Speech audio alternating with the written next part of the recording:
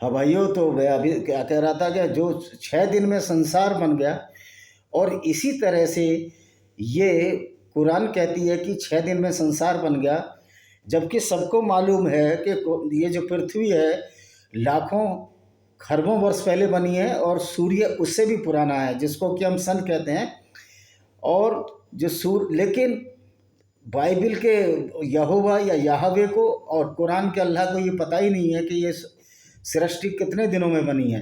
Bible में लिखा हुआ है ये 6 दिन में बनी है, और कुरान में भी ये लिखा गया है। आपको बता दूं, कुरान जो है पूरी बाइबल से उतारी गई है, सिवाय इसके कि इसमें मोहम्मद को नबी या प्रॉफिट या देवदूत बताया गया है, और उसमें जीसस को देवदूत बताया गया है। तो 6 दिन में तो ये पृथ्वी बनी नहीं है, पृथ्वी लाखों खरबों वर्ष में बनी है। और जो एक एक जोड़े बनाने की बात कहते हैं, ये जोड़े नहीं बने, ये शुरू से है, धीरे धीरे डेवलपमेंट हुआ है। पहले एवीज बने, फिर रेप्टाइल्स बने, पहले रेप्टाइल्स बने, फिर एवीज बने, फिर मैमल बने, पक्षी के बाद हम लोग बने हैं। तो धीरे धीरे लाखों वर्षों में जैव विकास की प्रक्रिया के तहत बने हैं। और बाइबल और कुरान में तो कहीं जुरासिक पीरियड का जिक्र ही नहीं है, कोई व्याख्या ही नहीं है, क्योंकि ना तो जीसस को पता था ना मोहम्मद को पता था कि डायनासोर भी कभी हुए हैं। क्योंकि जुरासिक पीरियड जो है डायनासोर का पीरियड था, और जिसमें भी मेन जो उनका फल फूला था वो जुरासिक पीरियड में ही हुए, जिसमें ट्राइसेराटॉप्स था और बहुत सारे थे, विडना था, कितने तरह के बड़े बड़े भारी भरकम रेप्टाइल्स हुए। तब एक क्षुद्र ग्रह पृथ्वी से टकराया, और फिर आइस आइस एज हो गई, क्योंकि पृथ्वी पर अंधेरा छा गया, गुब्बार छा गया। उसके बाद फिर जब सृष्टि फिर दोबारा से ये धीरे धीरे, और मनुष्य 2 लाख वर्ष पूर्व बना है।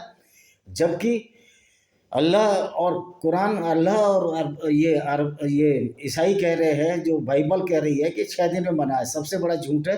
तो मेरा पादरियों से और मौलानाओं से ये नम्र निवेदन है कि आप लोग सच्ची बातें क्यों नहीं बता रहे, ना अपने ईसाई युवकों को बता रहे हैं, ना मुस्लिम युवकों को बता रहे हैं।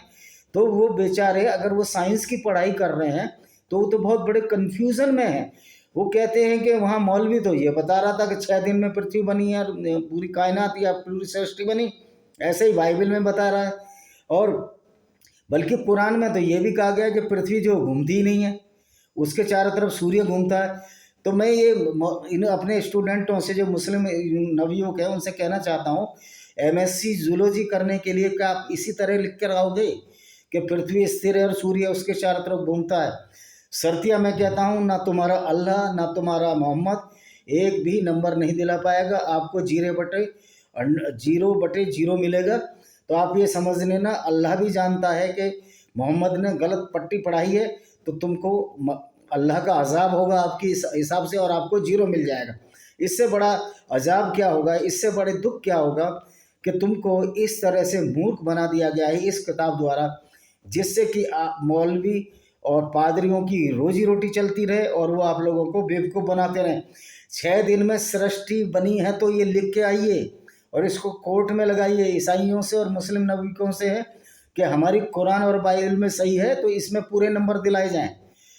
तो आप कोर्ट में जाइए, कोर्ट में लगाइए। और मेरे मौलवियों से और पादरियों से भी निवेदन है कि आप सच्चाई तो बताइए कि जो बाइबल में, कुरान में, सब झूठ है, हम झूठ पढ़ा रहे हैं, हमारा धंधा चमक रहा है, हम इसलिए पढ़ा रहे हैं, और हम इसी लकीर पर रहने चाहते हैं। करोड़ों रुपया, अरबों रुपया मैं प्रिंस मोहम्मद बिन सलमान से कहना चाहता हूँ, जो सऊदी अरब के प्रिंस हैं, क्या इसी पढ़ाई के लिए आप ये पैसा दे रहे हैं सऊदी अरब से, जो कि भारत के मदरसों में, पाकिस्तान के मदरसों में और बांग्लादेश के मदरसों में पढ़ाया जा रहा है? लोगों को जाहिल बनाया जा रहा है, लोगों को अनपढ़ बनाया जा रहा है, पढ़ लिख कर भी अनपढ़ हैं।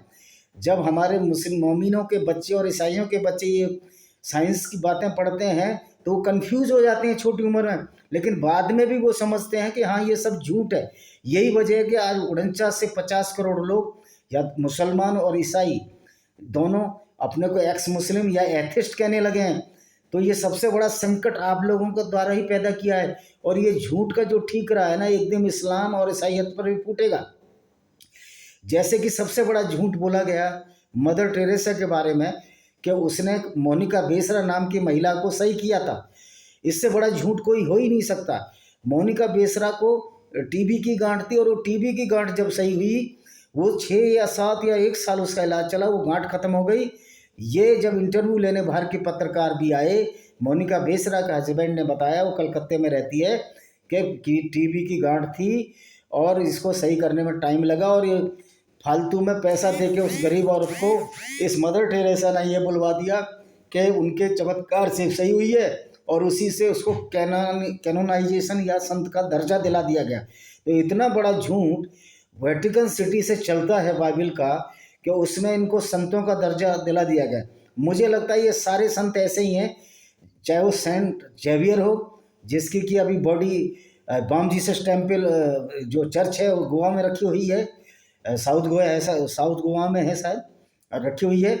और इस तरह के बहुत से जो सेंट थॉमस, सेंट जेवियर, ये सारे शिष्य उसी झूठ को फैलाने के लिए इंडिया भेजे गए थे, और इसी झूठ को फैलाने में कामयाब भी रहे। लेकिन जैसे जैसे लोग पढ़ रहे हैं, मेरा ईसाई भाइयों से और मुस्लिम पढ़े लिखों से अनुरोध है, भाई इस तरह की बातें आप कर कर अपनी पीढ़ी को जाहिल क्यों बनाना चाहते हैं, मूर्ख क्यों बनाना चाहते हैं, उनको सच्चाई क्यों नहीं बताई जा रही है, जबकि ये फ़र्ज बनता है कि आप उनको सच्चाई बताएं। तो इस तरह की अगर बातें करते रहेंगे तो लोगों में अविश्वास बढ़ेगा। कैनोनाइजेशन के लिए उनको नोबेल प्राइज़ दे दिया गया। देखो ये संसार भी कितना विचित्र और बेवकूफ़ियों से भरा है, उसको नोबेल प्राइज़ के लिए नॉमिनेट किया गया है। ऐसे व्यक्ति को जो झूठ बोलकर कैनोनाइजेशन संत का दर्जा प्राप्त कर लेता है, और उसको वेटिकन सिटी जो पोप है रोम में जो बैठा है उसकी भी सह प्राप्त है।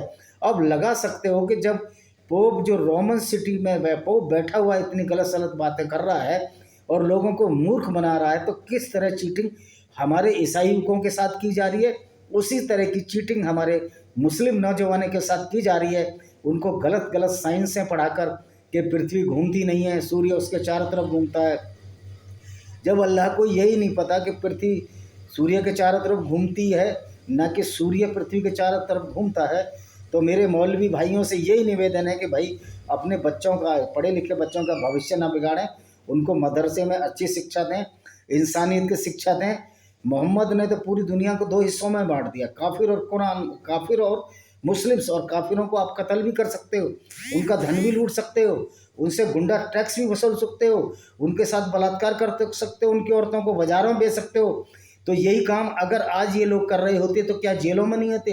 इंडिया का कानून, हर कानून को पढ़ लो, ये सारे के सारे जेल में होते। इन पे बलात्कार के मुकदमे चलते, इनमें रॉबरी के मुकदमे चलते, इन पे एक्सटॉर्शन, जजिया टैक्स एक्सटॉर्शन के मुकदमे चलते। यही काम औरंगजेब ने किया। तो मैं ये कह सकता हूँ कि औरंगजेब कोई अच्छा राजा नहीं था, वो बहुत बड़ा एक गुंडा था। बेसिकली वो गुंडा था, और उसकी कब्र जहाँ भी है वो उसमें 15 जूते मारने लायक और थूकने लायक है। वो कब्र ऐसी नहीं है। वो इंसानियत का बहुत बड़ा दुश्मन था। जो भी सच्चे मन से कुरान पढ़ता है वो इंसानियत का बहुत बड़ा दुश्मन होता है। ये कुरान भी साबित कर चुकी है, और बाइबल में भी यही लिखा है कि जो ईसाई को धर्म को नहीं मानता वो जन्नत उसमें जाएगा, नरक में जाएगा, नरक की आग में जलेगा। तो भाइयों ये लोग सब बेवकूफ़ बनाने के लिए, आपको कन्वर्जन के लिए इस तरह की बातें बताते हैं, ना कोई इनको 72 उरें मिलने वाली हैं। जिनको आज ये लव जिहाद करते हैं, एक आदमी 4 से शादी करता है तो 3 औरतें तो वैसे, और आदमी तो वैसे ही कुंवारे रह जाएंगे मोमिन भाइयों के। तो 3 के लिए लव जिहाद करते हैं, दूसरे इधर उधर ताका जाकी करते हैं। तो जब यहाँ अल्लाह इनके लिए, यहाँ हर औरत के, हर आदमी के लिए 4 औरतों का इंतजाम नहीं कर सकता, तो अल्लाह बहुत ही बेबस है, वो वहाँ भी कुछ नहीं कर सकता। क्योंकि आप देखिए जनरली मुसलमानों में या हिंदुओं में जो औरत और आदमी की संख्या बराबर होती है, यानी 1 के बराबर 1 होता है। लेकिन अल्लाह ने कहा 1 के बराबर 4 करो, तो 4 करो तो भाई 4 औरतें कहाँ से आएंगी? और दूसरी बात है, पहले ये कहते थे कि मुस्लिम मर जाते थे इसलिए उनसे शादी कर लेते थे, लेकिन ये भी बिल्कुल दुरुस्त बात नहीं है, बिल्कुल गलत बात नहीं है। मोहम्मद ने पहले औरतों को विधवा बनाया, रेहाना हो, सफिया बिन हो, फिर उनके साथ शादी की। इनके नबी का जब ये एग्जाम्पल है तो दूसरे लोग क्या करते होंगे आप समझो। तो मेरा समझदार पढ़े लिखे मुसलमान मौलानाओं से और ईसाइयों से है कि आप बाइबिल की झूठ और कुरान की गप को लोगों के सामने जाहिर करो, जिससे आपकी जहनियत साबित हो, ना कि जाहलियत साबित हो। अभी आप जाहलियत अपनी साबित करके हंसी का पात्र बन रहे हो, और कभी किसी को फतवे दे देते हो। ये फतवागिरी अब चलने वाले नहीं है।